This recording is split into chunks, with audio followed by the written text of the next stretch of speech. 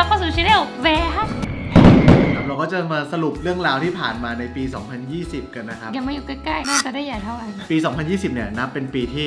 สุดยอดมากๆสำหรับเรา2คนนะครับคือตอนแรกเรามานั่งไล่ทำลายมกราถึงธันวาว่าเราเจออะไรมาบ้างใช่ปะเรารู้สึกว่า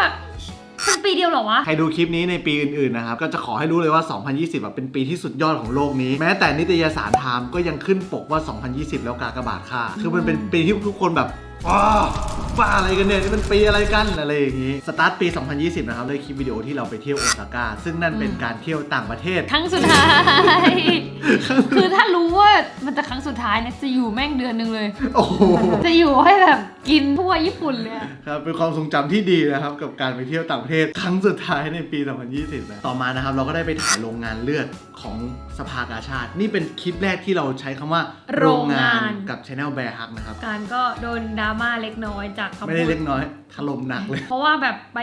พูดเล่นกับเพื่อนโดยที่แบบไม่ได้คิดว่าแบบจะมีคนไปตัดสินจากคำพูดช่วงนั้นยังไงแล้วมันก็รู้สึกผิดจริงๆใช่ครับทำให้ผมมีสติกับการใช้ชีวิตมากขึ้นนะแล้วก็เป็นคนระวังคำพูดมากขึ้นแต่ระวังคำพูดทุกอย่างมากขึ้นนะครับเพราะเราเป็นสื่อครับหลังจากนั้นก็มีเรื่องดีๆเกิดขึ้นนะครับคือเรามีธุรกิจอีกธุรกิจหนึ่งเป็นธุรกิจร้านเครื่องดื่มที่ร้านแบร์เฮาส์นะครับต่อมาเราก็ได้เปิดร้านสาขาสะพานตักสินขึ้นซึ่งเป็นสาขาที่แบบสาขาที่2ใช่มันยากมากๆแต่ก็แบบรู้สึกดีโอ้เป็นปีที่ดีจังเลยได้เปิดสาขาที่2ที่สำคัญคือชอบทำเลตรงนั้นมากเพราะ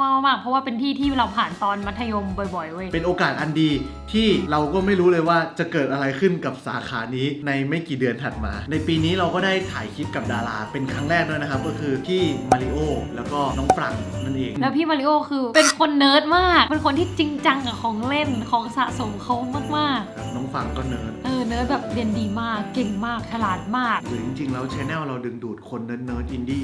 ว่าเราเป็นอย่างนั้นหรือเปล่าแล้วนั่นก็เป็นคลิปสุดท้ายที่มีดารามาร่วมกับพวกเรานะครับหลังจากนั้นเราก็ไม่ได้มีโอกาสได้ร่วมดาราคนไหนเลยจากนั้นก็เป็นจุดเปลี่ยนสำคัญในชีวิตเรานะครับคือเราได้ไปเที่ยวโรงงานอาหารซึ่งก็คือโรงงานโบเบเกอรี่นั่นเองแล้วเราก็ค้นพบว่าเราชอบมาก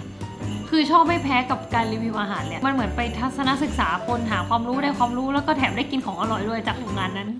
ก็เลยรู้สึกเฮ้ยชอบแล้วก็ได้รู้จักเจ้าของธุรกิจด้วยแล้วก็ได้รู้ mindset เขาวิธีการทำงานเขาประสบการณ์ที่ผ่านมาของเขาก็หลายๆอย่างก็ได้มาจากการที่เราไปรีวิวโรงงานเขานะคะครับหลังจากนั้นคลิปทัวร์โรงงานก็ตามอีกมากมายใน Channel Bear Hug เลยครับต่อมานะครับด้วยความที่ชีวิตเรากำลังพุ่งปี๊ดเราก็ฟิตจัดนะครับย้ายออฟฟิศไปอยู่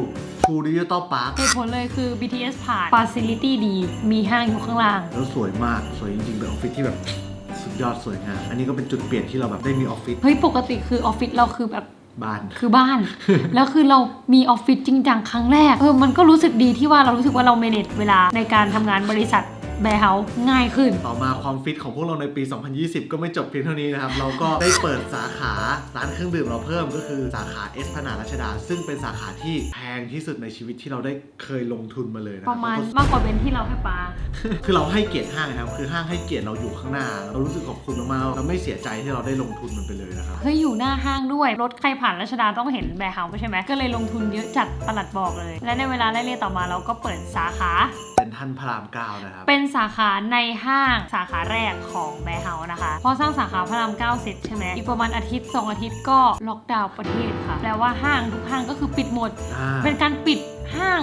น่าจะครั้งแรกในรอบเซ็นทรัลเกิดมาเลยปะแล้วเป็นครั้งแรกของเราด้วยที่เพิ่งเปิดสาขาแล้วก็ปิดเลยยังไม่ทันได้ทำอาหารกินเลยแป๊บเดียวคือโควิดแล้วก็ถือว่าเป็นช่วงที่ยากลำบากสำหรับทุกคนแล้วก็ยากลำบากสำหรับพวกเราด้วยนะครับก็อยู่บ้านกันแล้วก็เบื่อแล้วก็ทำคลิปซีรีส์ที่ชื่อว่ากักตัวเดอะซีรีส์ขึ้นมานะครับณจังหวะนั้นก็คือทุกร้านอาหารจากที่ไม่เคยเดลิเวอรี่ก็มาหันโฟกัสเดลิเวอรี่มากขึ้นทำให้พวกเรามีอาหารการกินครบถ้วนสมบูรณ์แทบจะทุกวันเลยนะคะดูจากคลิปย้อนเก่าๆได้ทำลายช่วงโควิดนะครับเป็นช่วงเดียวกับงานหนังสือซึ่งตอนนั้นเนี่ยผมกับซานเขียนหนังสือขึ้นมาเล่มหนึ่งชื่อหนังสือว่าหลังบ้านยูทูบเบอร์คิดว่าเป็นเล่มไดอารี่เล่มเดียวแล้วไม่คิดว่าไม่กักอ่ะแล้วก็ซานมันก็สั่งพวกแบบของแบร์ฮักอ่ะเป็น1,000 ชิ้นเลยนะเพื่อไปแจกในงานหนังสือจากนั้นงานหนังสือก็โควิดจ้าก็มันโซเชียลดิสแทนซ์เนาะมันก็ไม่สามารถจัดประชุมหรือจัดแจกลายเซ็นได้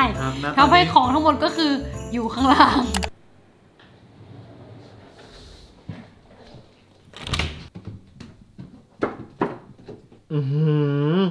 เต็มไปหมดอยู่ข้างล่างจริงด้วย เราจะเดินออกไงเนี่ย เยอะ ก็ไม่รู้ มา ว่าก จะเป็นระบายที่ไหน กิโมโนก็มีหมวกก็มีเยอะมาก ตั้งใจแจกคนดูไปครับก็พิษโควิดนะครับทำให้เราแบบไปโฟกัสกับอีกธุรกิจหนึ่งหนักมากๆเพราะว่าปัญหามันถาโถมใช่ไหมครับ มันจะเป็นต้องโฟกัสเว้ยเพราะว่าแบบธุรกิจนั้นคนเกือบประมาณ 70-80 คน ทำให้เราแบบไม่ได้โฟกัสแบร์ฮักเลย แล้วสุดท้ายเราสองคนก็เลยตัดสินใจครั้งใหญ่ก็คือตัดสินใจลีนองค์กรนั่นเอง คือเวลาในสัปดาห์เราน้อยมากๆตัวเราคิดว่าเฮ้ยถ้าเราทำแบร์ฮักเป็นหน้าที่คือมันจะฝืนละเราตัดสินใจทำแบร์ฮักเป็นงานอดิเรกก็คือทำเพื่อความสุขเพื่อเติมเต็มตัวเองเพื่อคลายเครียดจากการที่เราทำงานอีกธุรกิจหนึ่งทำให้สุดท้ายคือแบบพอมันเกิดโควิดปุ๊บก็ต้องบอกลาเพื่อนๆทีมตัดไป ณตอนนี้ผมกับซานก็แบบใจหนึ่งก็รู้สึกผิดกับพี่บอมกับน้องแว่นนะเพราะว่าเรารู้สึกผิดตั้งแต่ที่เราแบบทำแบร์ฮักเป็นงานอดิเรกแล้วเพราะว่ามันเป็นองค์กรที่แบบพอมันเป็นงานอดิเรกใช่ไหมครับภาษา HR เขาจะมีคำว่า career path มันจะไม่มี career path ให้เพื่อนๆเติบโต ซึ่งสิ่งเนี้ยเป็นสิ่งที่ทีมงานทุกคนรู้นะ เพื่อนๆก็เชียร์ให้แบบทำเป็นโปรดักชันเฮาส์ไหมแต่เขารู้แล้วแหละว่าวันเนี้ยจะมาถึง แต่ไม่รู้ว่ามันจะมาถึงในช่วงโควิดเร็วขนาดนี้ จากนั้นพิษโควิดก็ไม่หายครับทำให้เราต้องปิดอีกกิจการหนึ่งก็คือร้านไอศครีมนั่นเองขาดทุนยับ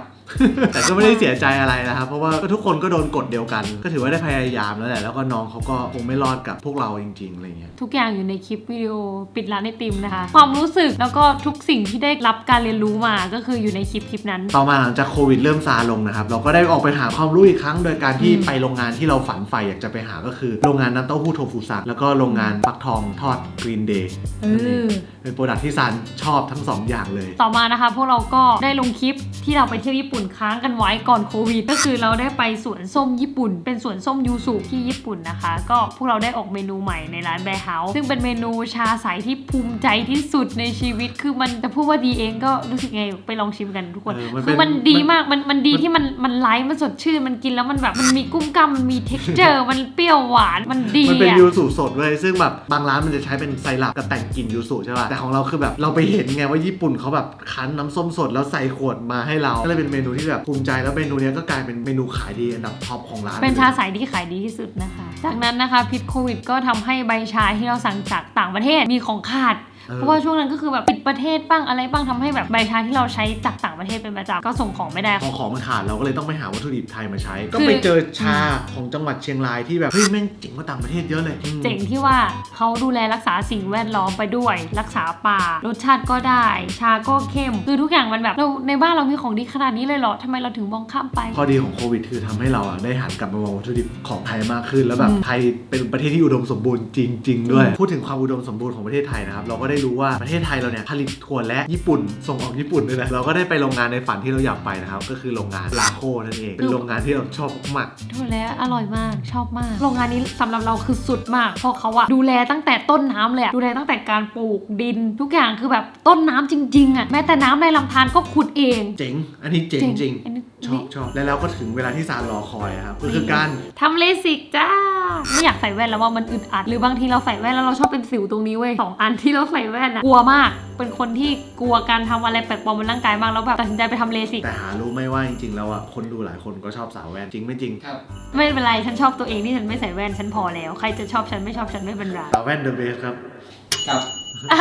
ต่อมาก็คือเหตุการณ์ที่ผมดาวสุดๆในชีวิตก็คือโดนถล่มจากดราม่าอีกแล้วนะครับ คุณโดน2 รอบใน1 ปีนะคะ แล้วทำให้เราแบบได้กลับมานั่งคิดกับตัวเองเนาะแล้วพอเราคิดได้ว่าแบบว่ะเรามีส่วนผิดจริงเราก็เลยออกมาขอโทษนะครับแล้วก็การดราม่าการโดนแบบสังคมถล่มแบบนี้มันก็ทำให้เราแบบมีสติในการใช้ชีวิตมากขึ้น แล้วก็เราต้องลดอีโก้ตัวเองเนาะเราถึงจะมองเห็นว่าแบบเราได้สร้างความเดือดร้อนอะไรให้คนอื่นบ้าง คือทุกครั้งที่ออกมาขอโทษอะคือรู้สึกผิดจริงๆนะไม่งั้นไม่ออกมาขอโทษหรอกก่อนที่การจะพูดออกมาแถลงการขอโทษอะไรเงี้ยมันจะตระหนักกับตัวเองว่าแบบเฮ้ยฉันทำอะไรผิดไปวะทำไมโลกถึงแบบ Twitter ขนาดนั้นอะไรเงี้ยมีความน่าเครียดอย่างนี้ไง เวลาพูดอะไรคือแบบเครียดแหล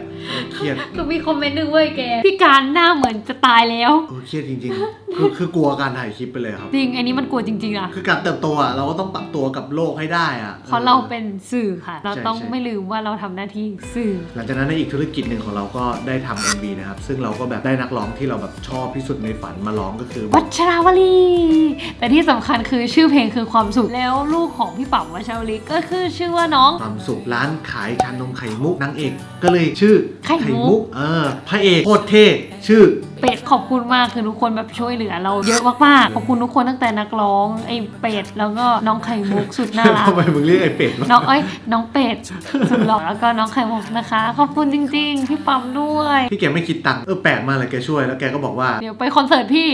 ตอนนี้ก็โควิดนะคะก็ไม่รู้จะไปยังไงนะคะเดี๋ยวเปิดโควิดถ้าพี่ปั๊มไปที่ไหนแบฮักไปถ่ายพี่ปั๊มหลังเวทีแน่นอน จากนั้นคนก็กลับมาคึกคักอีกครั้งนะครับเราก็ได้เลิกในการเปิดสาขาอารีซึ่งเป็นสาขาที่ ไม่คิดว่าจะได้ที่ตรงไหน แล้วก็เป็นกลุ่มตลาดที่เราไม่เคยจับมาก่อนก็คือกลุ่มพนักงานออฟฟิศ คือตอนนั้นน่ะก็กลัวว่าเฮ้ยกลุ่มทาร์เก็ตกลุ่มลูกค้าใช่หรือเปล่า แต่ด้วยความที่ว่าที่ตรงนั้นน่ะอาจจะเป็นที่สุดท้ายในซอยอารีซอย1ที่แบบเราจะได้ใช่ป่ะยังไงก็ได้จะไปขายไม่ออกก็จะไปนะคะเพราะว่าชอบโซนอารีมาก ก็กลายเป็นว่ามนุษย์ออฟฟิศก็ตอบรับโปรดักต์เราดีมากนะครับ ๆขอบคุณค่ะ ดีใจได้ไม่นานความพีคก็เกิดขึ้นอีกครั้งก็คือ ร้านเราโดนไฟไหม้นะครับ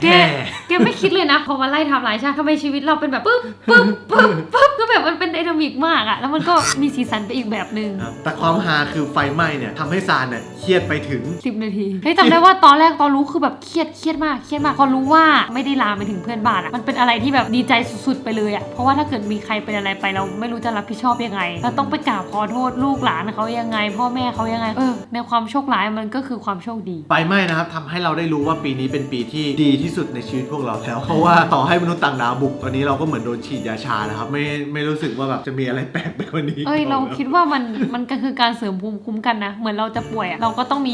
วัคซีนหรือมีภูมิคุ้มกันในตัวเองใช่ไหมยิ่งเรารับเยอะ คุณได้เงินจากประกันไหม ได้มาแล้วประมาณ 70%เราได้เงินเมื่อวันที่ประมาณกลางเดือนธันวา พี่เขาช่วยเหลือเราดีมากนะครับ นี่ตามคำสัญญานะคะ ถ้าได้เงินเร็วก็จะพูดนะคะ ตอนนี้เราได้ประมาณ 70% 80% ละของยอดทั้งหมด บริษัทอะไรนะครับ ชับกับแอคซ่านะคะ นี่แล้วก็ขอบคุณพี่ตำรวจสอนยานาวาด้วยนะครับที่ก็ช่วยเหลือพวกเราในการทำเอกสาร เอาขนมไปให้ถึงสอนอเลยนะ ไอ้นี่ติดสินบนตำรวจนะเอาโลโมจิไปให้ตำรวจกินเสร็จปุ๊บตำรวจชอบ โทร สั่ง มา ไปซื้อของ ขอสั่งได้ไหมครับ เราผิดเองแหละ แต่เรารู้สึกว่าเราต้องให้ของอร่อยเพราะเขาจะได้รู้ว่าของอร่อยเนี่ยเขาควรไม่ให้ร้านปิดนาน ก็เลยต้องร่วมด้วยช่วยกันก็จบเหตุการณ์ไฟไหม้เพียงเท่านี้ เหตุการณ์สำคัญอีกเหตุการณ์หนึ่งก็คือเราพาลูกคนสุดท้องเข้าเซเว่น ดีใจมากตื่นเต้นดีใจ ลูกเราจะมีคนซื้อไหมวะลูกเราจะมีคนเห็นไหมเขาจะดิสเพย์ยังไงโอ้โหแบบเราก็ไปถ่ายไดอารี่กันด้วย ใช่ครับเป็นเยลลี่บุก0 แคลที่แบบช่วยชีวิตหลายๆ คนได้เยอะมาก คนที่อยากกินของหวานหลังมื้ออาหารแล้วก็ไม่อยากอ้วนใช่ไหมอยู่ในโรงหนังดู Netflix มันไม่อ้วนอิ่มท้องแถมอร่อยสดชื่นคือคุณภาพคับแก้ว ครับ 0 แคลค่ะทุกคนอร่อยมากไปลองดูแช่เย็นด้วยนะ เป็นเยลลี่บุกที่กินแล้วอิ่มท้องนะครับแล้วแบบเข้าเซเว่นไปปุ๊บขาดตลาดเลยฟีดแบ็ดีมากๆตอนนี้ก็แบบเขากำลังเร่งทำกันอยู่นะครับซานก็แบบวิ่งหาเงินกู้สุดท้ายเราก็ทนกระแสเรียกร้องของสังคมไม่ไหวเราก็เลยจับมาขายออนไลน์ใน Shopee Lazada ใน Shopee Lazada ค่ะตอนนี้มีโปรแถมชานมด้วยอย่าลืมไปซื้อเดี๋ยวทิ้งลิงก์ไว้ตรงนี้ เมื่อไม่นานมานี้เราก็เปิดเพิ่มอีก2 สาขานะครับเป็นสาขาที่เสี่ยงสูงมากเพราะว่าเป็นสาขาที่มีที่นั่งพื้นที่เยอะลงทุนสูง